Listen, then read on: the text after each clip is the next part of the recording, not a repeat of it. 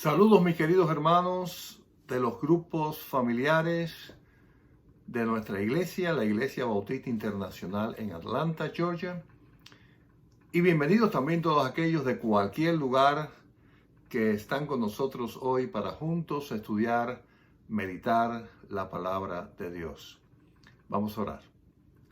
Padre Santo, gracias por esta nueva oportunidad de, a través de estos medios, ir juntos a tu palabra y encontrar lo que tienes para nosotros hoy, sabiendo que tu palabra es viva, eficaz, cortante, penetra, que a través de ella podemos conocerte más a ti y podemos conocer más de lo que tú tienes para nosotros y quieres de cada uno de nosotros. Así que en ese espíritu nos acercamos a ella en este día, pidiéndote que nos ayude a ser más hacedores que oidores de tu palabra. Te lo pedimos en Cristo Jesús. Amén. Pues sí, mis queridos hermanos y amigos, estamos estudiando el libro de El Éxodo. Y estamos mirando allí en esta historia fascinante, increíble, de cómo Dios sacó a su pueblo, al pueblo de Israel que estaba esclavo en Egipto, y los está llevando a través del desierto hacia una tierra prometida, que Él había prometido a sus padres, Abraham, Isaac y Jacob. Y hemos visto ya algunas cosas interesantes y están muchísimas otras cosas por ver. Y vamos a ver una de las cosas que otra vez tienen que enfrentar, pero esta vez es a través de una batalla frontal contra un enemigo que se les presenta y tienen que hacerle frente. Pero bueno, vamos a ir a la historia. Es la historia cuando ellos se enfrentan a Amalek, a una tribu que estaba en el camino. Y vamos a ver qué pasa. Seguimos en Éxodo capítulo 17 y vamos a ver los versículos ahí 8 y 9 para entrar en materia. Dice, entonces vino Amalek y peleó contra Israel en Refidim. Y dijo Moisés a Josué, escógenos varones y sal a pelear contra Amalek. Mañana yo estaré sobre la cumbre del collado y la vara de Dios en mi mano. Así que ellos no tienen ninguna intención de estar peleando con nadie, ese no es su trabajo. La visión de Israel es llegar a una tierra prometida y Dios los está guiando hacia allá.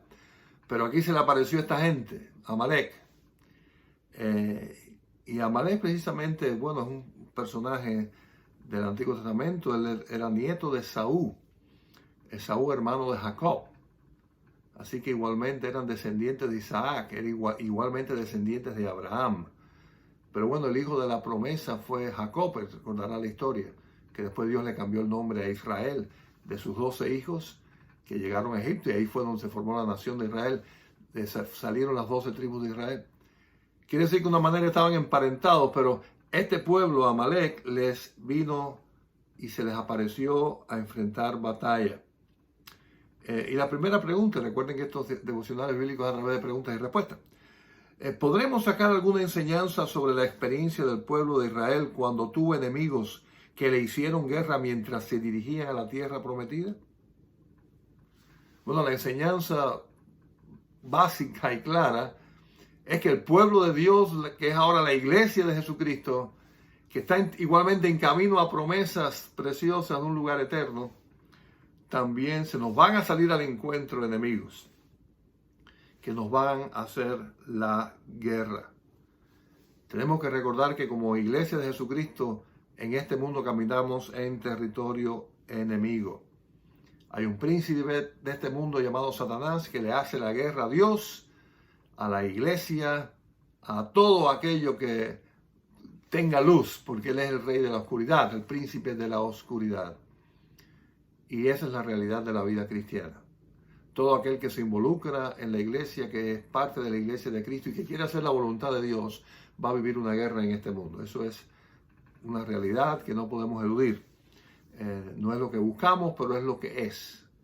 El pueblo de Israel tenía una visión clara y tuvo que enfrentar a este enemigo.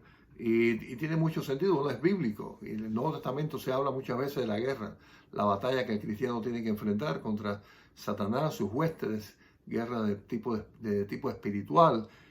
Y recordemos que en Efesios 6 se nos habla de que el cristiano debe tener puesto una armadura, la armadura del Espíritu. Y yo me pregunto, si no hubiese guerra, ¿para qué hacía falta armadura? Quiere decir que si el Señor nos está enseñando, y bueno, no es el momento, pero busca ahí en Efesios 6, está todo explicado cuál es la armadura que el cristiano debe de tener. Eso es sencillamente porque hay una guerra que enfrentar y debemos de estar preparados. Ahora bien, en el versículo 9, Moisés encarga a Josué para que dirija la guerra contra Amalek. ¿Creen que fue una sabia decisión que un hombre de la experiencia de Moisés ponga al frente de esta batalla importante a un joven? Que por cierto, primera vez que se menciona el nombre de este hombre, Josué. Definitivamente sí, creo que fue una sabia decisión, definitivamente. Recordemos al final de esta historia que precisamente fue Josué quien sustituye a Moisés como líder del pueblo y fue él quien entró a la tierra prometida, quien guió la última etapa ya de este viaje fue precisamente Josué. Y recordemos algo, la tierra prometida estaba prometida por Dios, Dios la entregó, pero fue a través de guerra, de batalla, fue a través de una conquista. Y hacía falta un hombre de guerra, un líder guerrero. Y aquí ya definitivamente Josué empezó a tener experiencia de lo que es la batalla, de lo que es ser un líder, así que definitivamente fue una buena decisión. Y yo creo que cada vez que un líder tiene la visión de poner las manos de uno más joven, de responsabilidades, es algo bueno, porque está garantizando el futuro, está preparando a las nuevas generaciones, así que definitivamente sí, fue una buena decisión. Ahora, ahí podemos ver qué entrenamiento para el liderazgo entregó Moisés en las manos del joven Josué. ¿Cuál fue el entrenamiento que recibió Josué? Bueno, en primer lugar vemos que le permitió que el mismo Josué fuera quien escogiera a sus hombres. Quiere decir que fue un entrenamiento dándole responsabilidades. Fue Moisés como líder quien le dio la orden de ir, pero dejó en sus manos el resto. Y yo creo que eso es una buena estrategia de entrenamiento, que fue lo que pasó aquí con Josué. Ya él tuvo que tomar decisiones para organizar su grupo, para ir a la batalla, y no fue todo así llevadito de la mano, ¿verdad?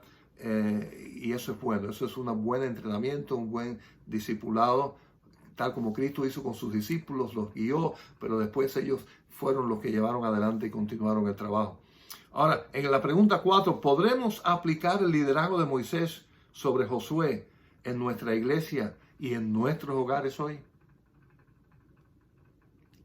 Yo creo que sí, que eso es aplicable, definitivamente. Cuando a través de un discipulado efectivo, cuando a través de distintas tareas entregamos a nuestros jóvenes responsabilidades, los estamos equipando para que sean ellos el futuro de la iglesia, los líderes que vendrán. Así que conforme a los dones y talentos que vamos descubriendo en nuestros jóvenes, debemos de darles oportunidades y responsabilidades. Definitivamente sí. Debemos de hacer ya útiles a nuestros jóvenes dentro de la iglesia. Eso fue lo que hizo Moisés con Josué y nosotros debemos de imitar eso. Ahora, si vamos a nuestros hogares, porque la pregunta incluía los hogares, también debemos tener en cuenta que nuestros hijos deben ir tomando responsabilidades aún a edades cortas. Según ellos van creciendo, debemos de ir dando responsabilidades según sus habilidades, según ellos van madurando. Porque eso es parte de su madurez. Hay que hacer a nuestros niños y jóvenes útiles dentro de la casa. Definitivamente es una mala decisión poner atado a todos nuestros hijos ahí tan fácil en la mano. No lo estamos preparando para el futuro. Porque en la vida las cosas no son así. Hay que esforzarse, hay que poner nuestra parte. Hay que ser responsables. Hay que ser mayordomos del tiempo, de los recursos. Y qué bueno es que desde temprana edad empecemos a dar cierta responsabilidad y liderazgo a nuestros hijos dentro del hogar. Ahora vimos que Moisés entregó responsabilidad a Josué, pero ¿cuál fue la misión de él como líder en esta batalla? Bueno, lo primero está claro, ya lo hemos dicho. Su primera responsabilidad fue encontrar a alguien para que dirigiera esa acción, y él lo hizo en manos de Josué. Así que su primera misión fue encomendar a Josué en esa tarea. Pero también vemos ahí en el versículo 9 que él también tuvo la misión de subir, dice, a un collado con la vara de Dios en su mano. Así que él sí tuvo algo que hacer y lo hizo. No fue enfrentar al enemigo directamente, fue ir a este lugar, a subir a un collado y llevar la vara de Dios en su mano. Ahora, la pregunta 6 de aplicación. ¿Se le podrá dar alguna aplicación espiritual a la misión de Moisés de estar en la cumbre con la vara de Dios en su mano, con la misión del liderazgo de la iglesia en estos tiempos? ¿Podremos encontrar una aplicación de eso ahora en un líder cristiano, en un líder de la iglesia? Yo creo que sí. Porque igualmente que Moisés subió a una cumbre, un líder de Dios tiene que buscar estar cerca de Dios y permanecer cerca de Él para poder seguir siendo de una buena influencia espiritual sobre las personas que Él está liderando en la iglesia. Moisés tenía en la mano esta vara de Dios y el líder espiritual cristiano bueno de una iglesia tiene que tener la palabra de Dios en su mano y en su corazón para vivirla, practicarla y predicarla, enseñarla. Es responsabilidad del pastor y de los líderes que sea la palabra de Dios la que sea expuesta, no los pensamientos, las ideas, por buenas que sean, de un pastor o de cualquier líder. Tristemente es una tendencia que ahora vemos más y más, mensajes diluidos en las ideas. Pueden ser bonitas, pueden ser positivas, pero no están basados en la palabra de Dios, en versículos bíblicos, donde está el poder, que es lo que Dios quiere que la iglesia tenga en su palabra. Así que claro que sí se aplica. Si aplicamos que estar en una cumbre es estar cerca de Dios y que la vara podemos compararla con la palabra de Dios, pues encontramos esa aplicación. Y es una aplicación bíblica, una aplicación muy especial. Ahora, seguimos el texto. En Éxodo 17, vamos ahora a los versículos 10 al 12. Dice así: E hizo Josué como le dijo Moisés, peleando contra Amalec. Y Moisés y Aarón y Hur subieron a la cumbre del collado. Y sucedía que cuando alzaba Moisés su mano, Israel prevalecía. Mas cuando él bajaba su mano, prevalecía Amalec. Y las manos de Moisés se cansaban, por lo que tomaron una piedra y la pusieron debajo de él y se sentó sobre ella. Y Aarón y Hur sostenían sus manos, el uno a un lado y el otro al otro lado. Así hubo en sus manos firmeza hasta que se puso el sol. Wow, qué pasaje más interesante. Y yo creo que hay muchas cosas que pasaron aquí que también son de aplicación, como vamos a preguntar ahora en un momento. Ahora, vemos en el versículo 10 que Moisés subió al collado acompañado de Aarón y de Hur. ¿Qué nos enseña eso? ¿Qué creen? Bueno, creo que podemos aprender que el líder espiritual no debe estar solo. Debe estar acompañado por personas que aman igualmente al Señor y que lo van a apoyar en su ministerio. Y claro que hay muchas formas de que podamos apoyar a nuestros líderes. Y debemos de hacerlo.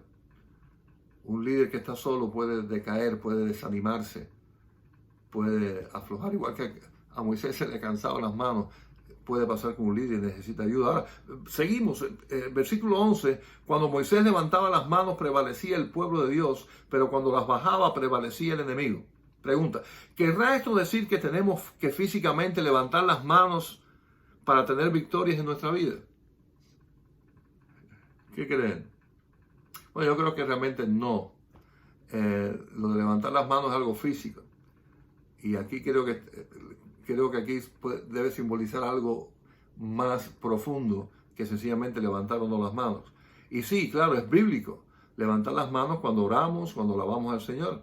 Hay por lo menos dos salmos que lo mencionan. Salmos 63:4, Salmos 77:2, tanto en la adoración como en la oración. Pues el salmista levantaba las manos y nosotros, ¿por qué no también podríamos hacerlo? Pero yo creo que definitivamente no depende nuestra victoria como cristianos en la batalla del mundo que tengamos o no las manos levantadas físicamente. Pero sí, cuando estamos más cerca del Señor, recordemos que Moisés estaba en un lugar alto. Cuando buscamos del Señor estamos en victoria. Cuando dejamos de buscarlo estamos en derrota. damos paso al enemigo para que con sus tentaciones nos haga caer. Igualmente el cetro estaba en alto, en alto. Cuando la palabra de Dios está en alto, quiere decir no que tenemos la Biblia levantada, el libro, sino cuando la estamos viviendo, cuando la estamos practicando, cuando la estamos meditando, cuando la estamos poniendo en práctica, definitivamente va a haber victoria. Cuando dejamos de leer la Biblia, cuando dejamos de orar, cuando dejamos de poner al Señor en su lugar y empezamos a seguir nuestras propias buenísimas, fantásticas y maravillosas ideas, pues podemos caer definitivamente en la tentación y no hay victoria. El enemigo pues nos está ganando. Yo creo que es una aplicación que podemos ver claramente ahí. Ahora, la pregunta 9, ¿qué enseñanza podremos aplicar a nuestras vidas de que esa experiencia con las manos de Moisés y lo que pasaba en la batalla? Bueno, definitivamente eso, que cuando levantamos las manos, quiere decir cuando estamos cerca del Señor es victoria. Cuando no lo hacemos, caemos en la trampa, en la tentación y tenemos derrotas espirituales. Ahora, ¿creen que es correcto decir que las manos de nuestros líderes pueden ser levantadas cuando les apoyamos en oración y con nuestro servicio al Señor? Definitivamente sí. Ya que hemos aclarado que no se trata de manos físicas, que tenemos que tener ahora a alguien al lado del pastor, algo que siempre levantando las manos físicamente, ya que hablamos de que es algo espiritual, tratándose de algo espiritual, la forma más clara, evidente de que podemos levantarlo y ayudarlo es a través, en primer lugar, de nuestras oraciones. Pedirle al Señor interceder por él para que tenga victoria contra sus propias tentaciones y estar unidos a él espiritualmente en la oración. Pero además de eso, cuando servimos al Señor junto a él y no lo dejamos solo, cuando cumplimos bien nuestra parte. Recuerden la ilustración hecha por el Señor ahí en la palabra de Dios a través del apóstol Pablo, de que la iglesia es un cuerpo, cada uno de nosotros es un miembro. Y estos miembros se apoyan unos a los otros, todos son importantes. Y el liderazgo, que es uno de los miembros del cuerpo, necesita el apoyo de sus hermanos para hacer la obra. En el caso de la iglesia, la alabanza, el servicio a los necesitados, la predicación, la obra misionera, son tantas cosas que cuando nosotros estamos unidos trabajando, estamos apoyando el liderazgo de la iglesia. No estamos dejando solo a nadie, sino lo que lo estamos haciendo todo en conjunto y orando los unos por los otros. Eso es muy importante. Ahora, seguimos allí en Éxodo 17, ya sería la última porción que vamos a leer, 13 al 16.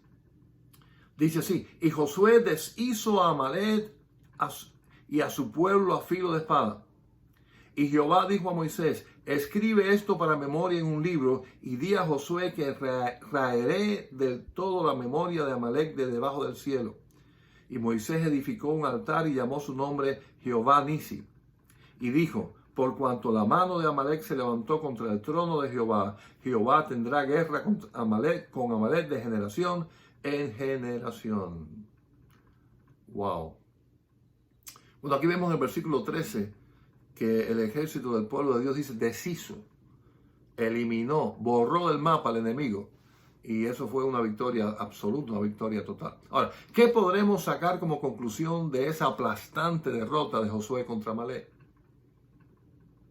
¿Qué conclusión podemos sacar de eso? Bueno, yo creo que podemos concluir que cuando estamos completamente en la voluntad de Dios, quiere decir cuando espiritualmente tenemos las manos levantadas, hay victoria total en nuestras vidas. Dios no hace nada a medias. Cuando Él murió en la cruz del Calvario, el tercer día Él resucitó y venció la muerte para siempre.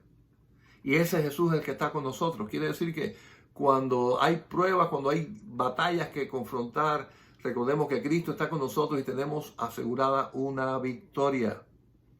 Podemos perder algunas batallas, es verdad, cuando bajamos las manos. Pero la victoria final es del Señor. Y en eso estamos agarrados y confiados. Y aquí vemos, el enemigo fue deshecho. Y podemos decir que ya la hora de Satanás está contada. Cristo venció y le dio un golpe mortal en la cabeza a Satanás. Y nosotros podemos estar tranquilos y confiados en eso. Así que hay victoria, victoria total. Ahora, en el versículo 11 vemos que Moisés edifica un altar al cual llamó Jehová Nisi.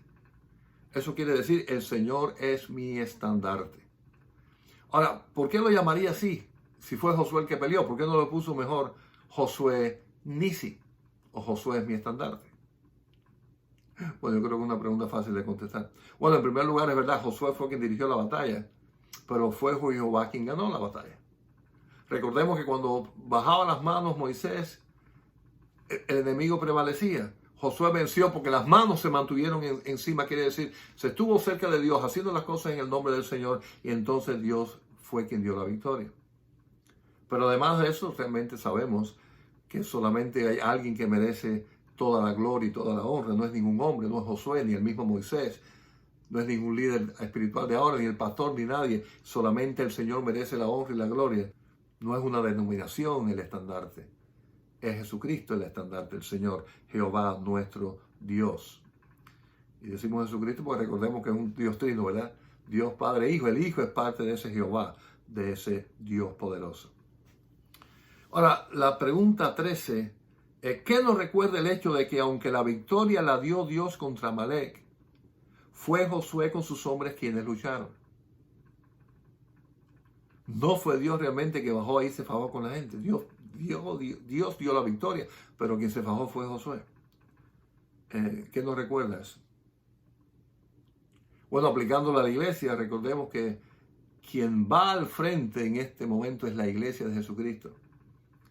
Quien responde a la gran comisión, quien enfrenta al enemigo en el campo de batalla es la iglesia de Jesucristo.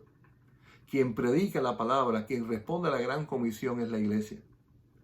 Sin embargo, ninguno de nosotros puede cambiar el corazón de una persona sino solamente el poder de Dios a través de la obra del Espíritu Santo. Quiere decir que igualmente que pasó allí, Josué se fajó, pero Dios dio la victoria. Actualmente ahora la iglesia de Jesucristo predica la palabra, se enfrenta al enemigo, pero quien da la victoria es el Señor. Quien puede cambiar a una persona es el Señor. Nosotros predicamos la palabra, pero transforma el corazón el poder de Dios. Se dan cuenta que hay algo que es conjunto. Dios no predica, predica la iglesia. Dios no es el que da el testimonio. Nosotros damos nuestro testimonio del poder de Dios en nuestra vida. Pero cuando una persona acepta a Jesucristo, es el poder de Dios quien transforma esa vida. Así que hay algo aquí entre los dos. Él nos dio una responsabilidad, nosotros cumplimos y Él cumple la suya y hace los milagros en la vida de la gente.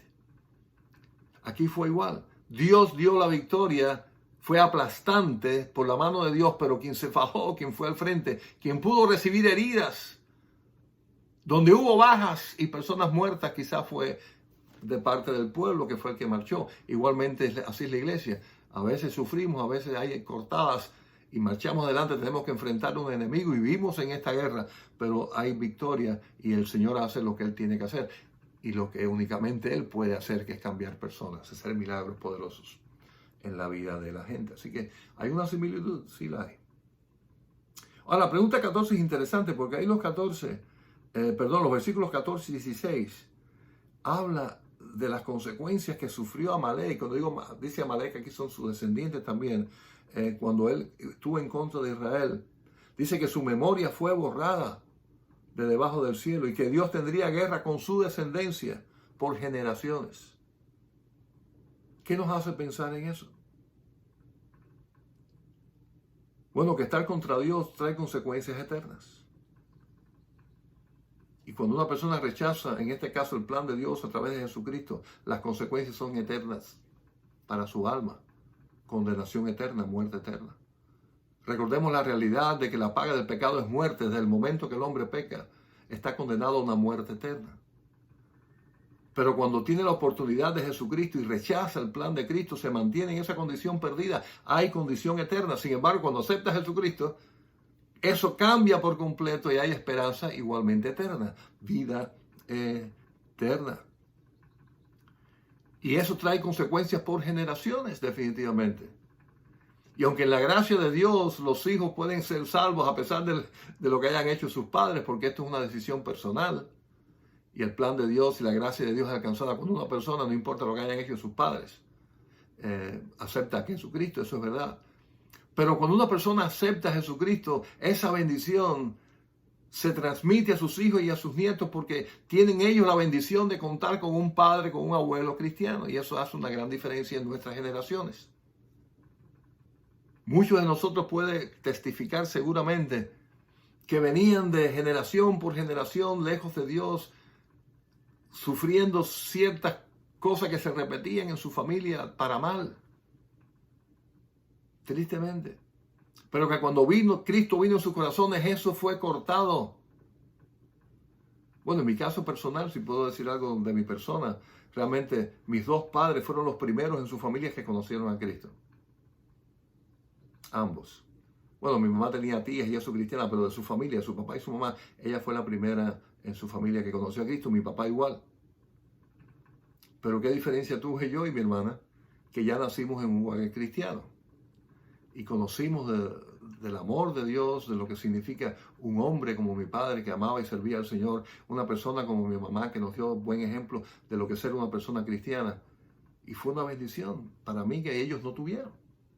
Quiere decir que son bendiciones que se transmiten. Y ahora ver a mis hijos formar su hogar y ver que mis 3 hijos sirven al Señor y que mis nietos todos están creciendo en el amor de Cristo. Yo los oigo diciendo textos de memoria, cantando en la iglesia. Qué gran bendición tiene, en este caso personal para mí. Por generaciones, las generaciones futuras han sido bendecidas. Y quienes nos comenzaron fueron mis padres. Así que fíjense qué bendición se va transmitiendo. Todo lo contrario, cuando esto no se hace, se pierde esa bendición y lo que se transmite a veces es amargura, son malas costumbres, abusos, vicios y cosas negativas. Así que definitivamente es importantísimo tener en cuenta que con Dios no se juega. Dios es amor, pero Dios es justicia. Y cuando nos enfrentamos y estamos en contra del plan de Dios, hay consecuencias, que fue lo que le pasó definitivamente a Amalek y a su descendencia. Así que, concluyendo, podemos ver en esta historia que nos recuerda que no porque seamos pueblo de Dios, que no porque tengamos una buena visión y vamos en buena dirección, significa que no vamos a tener guerras y batallas que enfrentar. Esa es la realidad de la vida. Y a veces se torna dura, a veces se torna sangrienta y se torna terrible. Hay mártires de la fe que en este momento están enfrentando situaciones de muerte, de tortura, de sufrimiento. Eso es parte de esta batalla, de esta vida. Ahora, recordemos esto y volvemos a este punto. En Cristo Jesús hay victoria total. Ellos vencieron, el Señor les dio la victoria y siguieron en su camino. Un camino hacia algo mejor. Un camino hacia una esperanza preciosa de promesas por cumplir. Mantengamos esa visión clara. Mantengamos la vista puesta no en las cosas inmediatas de batallas y de luchas. Y mantengamos nuestra visión puesta en la esperanza. Sigamos adelante, el Señor está con nosotros. Hagamos nuestra parte, Él va a hacer la suya. No tengamos miedo al enemigo, marchemos en el nombre del Señor con las manos levantadas espiritualmente hablando. Quiere decir, cerca del Señor, agarrado de su palabra, va a haber victoria. Garantizado, el Señor da la victoria. Bueno, Dios les bendiga, continuaremos y seguimos todavía este viaje. Espero que estén animados en continuar juntos este trayecto a través del Éxodo, a través de ese desierto, que a veces la vida parece así un desierto. Tiene sus oasis maravillosos, amén. Pero vamos en camino a algo mejor. Seguimos adelante en el Éxodo, seguiremos la próxima semana. Sigue en sintonía, búsquenos y estemos conectados, estudiando juntos la palabra de Dios.